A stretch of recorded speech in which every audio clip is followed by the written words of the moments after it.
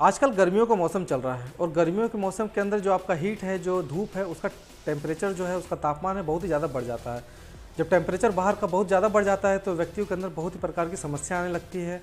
तो मैं एक गर्मियों के मौसम में एक ऐसा सीरीज बनाने जा रहा हूँ, एक ऐसे श्रृंखला बनाने जा रहा हूँ जिसके अंदर मैं आप लोगों को ये बताऊँगा कि गर्मियों में कौन कौन सी बीमारी आप लोग को हो सकती है और आप लोगों को गर्मियों के मौसम में अपने और अपने परिवार का किस प्रकार से देखभाल करना है, ये मैं इन सब वीडियो में बनाऊंगा। तो ये सीरीज आप लोगों के लिए बहुत ही उपयोगी होने वाली है, इसलिए मेरे चैनल को सब्सक्राइब करिए और मेरे आने वाली वीडियो को आप ध्यान से देखिए, जिससे कि आप अपने परिवार का और अपने आप का गर्मियों के मौसम में अच्छी तरीके से ध्यान रख सकते हैं।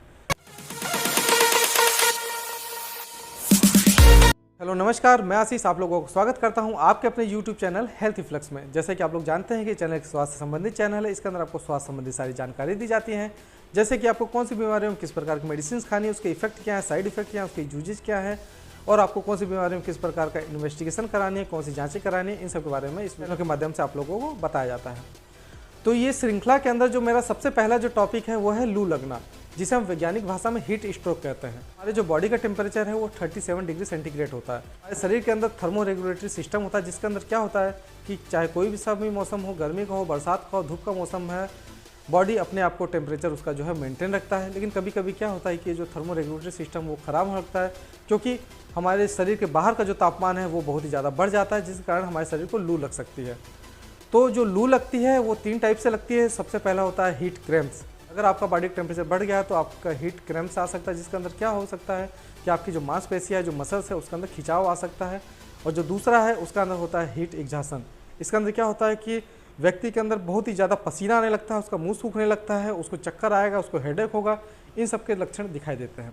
जो तीसरा जो सबसे खतरनाक लू लगने का जो सिम्टम होता है वो होता है हीट स्ट्रोक। अंदर क्या होता है कि मरीज या किसी व्यक्ति को पसीना बिल्कुल नहीं आता, उसका जो शरीर है, जो इसका स्किन है, बहुत ही ज़्यादा गर्म हो जाता है, बहुत ही ज़्यादा ड्राई होने लगता है, उसकी आंखें लाल होने लगती है, उसको चक्कर आने लगता है, उसकी त्वचा सूखने लगती है, उसकी जो आंखें हैं वो धंसने लगती है। साथ के साथ शरीर के अंदर से पानी की मात्रा वो निकलने लगती है, सूखने लगती है और व्यक्ति के अंदर डिहाइड्रेशन हो जाता है। जब डिहाइड्रेशन हो लगता है तो सबसे ज़्यादा खतरनाक स्थिति होती है, जिसके अंदर व्यक्ति की मौत भी हो सकती है। हीट स्ट्रोक के अंदर जो आपका बॉडी का टेम्परेचर है वो लगभग 37 डिग्री से ज़्यादा बढ़ने लगता है, या 38, 39, 40, 41, 43 तक हो सकता है।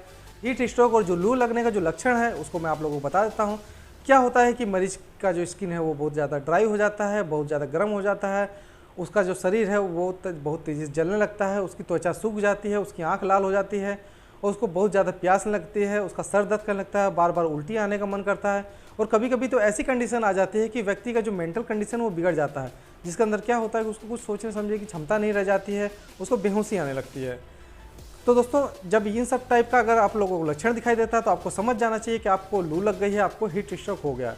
तो जो इसका ट्रीटमेंट है वो 2 प्रकार से हम कर सकते हैं। सबसे पहला जो ट्रीटमेंट है उसके अंदर क्या है कि जो आपका शरीर का जो टेम्परेचर बढ़ा है उसको कैसे कम किया जा सकता है, और जो दूसरा ट्रीटमेंट है शरीर का जो पानी की कमी हो गई, जो शरीर के अंदर डिहाइड्रेशन हो गया, जो इलेक्ट्रोलाइट खत्म हो गए, उसको कैसे मेंटेन करना है। सबसे पहला जो लाइन ऑफ ट्रीटमेंट है उसके अंदर आपको क्या करना है कि ऐसा पेशेंट अगर आप दिखता है या आपको खुद इस प्रकार लक्षण दिखाई दे रहा है तो सबसे पहले आपको ठंडे स्थान पर आना चाहिए, ऐसे स्थान पर आना चाहिए जहाँ पे बहुत ही ज़्यादा मात्रा में हवा चल रही हो, पंखा चल रहा हो, अगर एसी चल रही हो तो बहुत ही अच्छी बात है।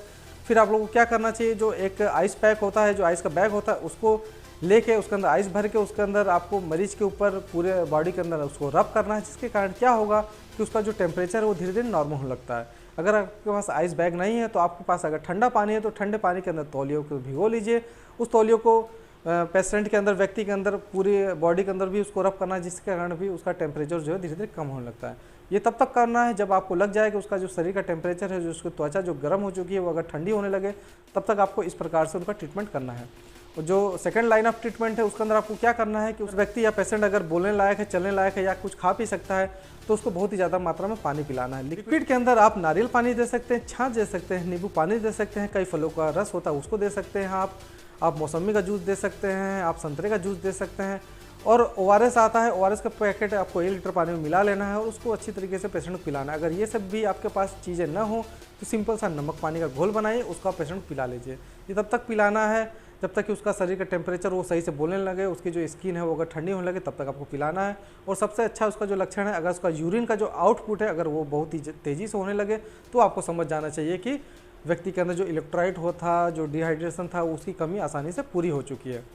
और अगर दूसरा मरीज है, अगर वो बोल नहीं सकता, चल नहीं सकता, उसको बेहोशी की कंडीशन में आपको लग रहा है कि वो आने वाला है, तो सबसे पहले उसको तुरंत हॉस्पिटलाइज करना चाहिए, जिसके अंदर डॉक्टर देख के सबसे पहले उसको ड्रिप लगाएगा। ड्रिप के अंदर नॉर्मल सलाइन का ड्रिप लगा सकता है या आरएल का भी ड्रिप लगा सकता है।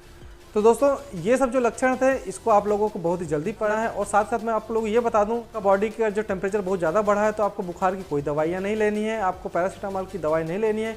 कभी कभी क्या हो सकता है कि ये आपको फ़ायदे की जगह बहुत ज़्यादा नुकसान भी पहुँचा सकती है। सबसे हाई रिस्क में जो होते हैं वो ओल्ड एज के जो पर्सन होते हैं वो, और जो बच्चे होते हैं वो रहते हैं।